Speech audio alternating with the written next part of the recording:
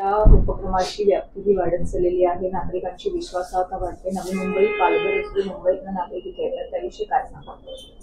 नाही, आज आता एवढा धोधो पाऊस पडत असून देखील सकाळपासून एकामागे एक निरनिराळे अडचणीत असलेले काही समस्या, काही निवेदनं घेऊन लोक आले. मुंबईहूनही काही प्रश्न जे आहेत ते या ठिकाणी मांडले गेले BMCच्या संबंधामध्ये. BMCच्या कडनं आपल्याला पाणी जे मिळतं ठाण्याला, तर ते पाणी आपल्याला काही MLD अधिकचं मिळावं म्हणून मी स्वतः प्रयत्न केले होते आणि ते आपल्याला मिळालंही होतं. जवळजवळ 5 MLD पाणी वाढून मिळाल्यामुळे काही प्रमाणामध्ये घोडबंदरवासियांना आपण दिलासा दिला होता. परंतु आता पुन्हा त्यांनी ते पाणी बंद करण्याची नोटीस दिली होती. तर त्या अनुषंगाने माझं BMCच्या अतिरिक्त आयुक्तांशी पण लगेच बोलणं झालं, कारण आपल्या लोकांची विनंती होती की हे पाणी बंद होता कामा नये.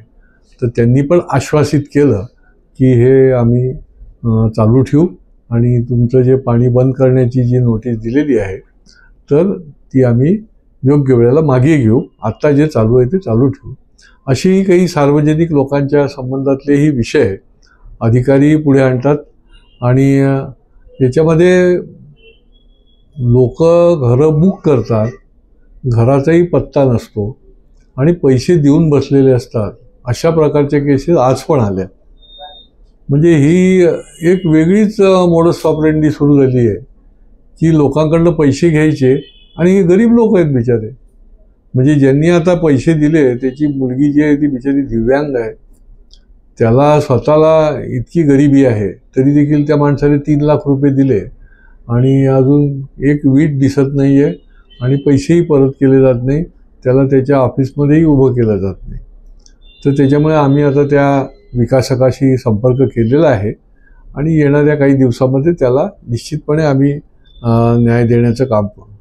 आपल्या इथे सध्या भरती प्रक्रियेचं आम्ही जसं प्रशिक्षण घेतलं परवा, तर फायलेरिया डिपार्टमेंटमध्ये जे कॉन्ट्रॅक्टर लोक आहेत ते देखील माझ्याकडे आले होते, कारण त्यांचंही अचानक काम बंद करून टाकलं. आता जी 5-5, 10-10, 20-20 वर्ष काम केलेली आहेत त्यांनी जायचं कुठे? तर तोही विषय नोकरदारीच्या संबंधामध्ये या ठिकाणी लोक घेऊन आले होते. असे विविध विषय.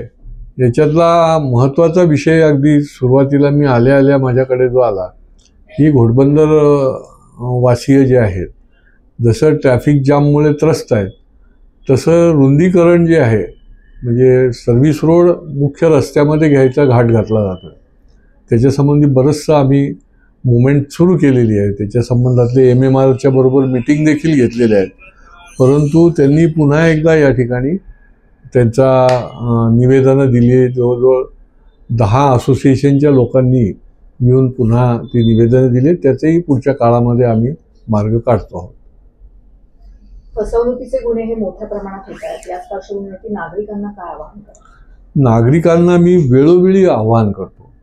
म्हणजे विद्यार्थ्यांची तर एवढी मोठी फसवणूक होते की नोकरी ज्यांना पाहिजे तर बेरोजगार मंडळींना फार मोठ्या प्रमाणामध्ये या ऑनलाईनच्या माध्यमातून फसवलं जाते.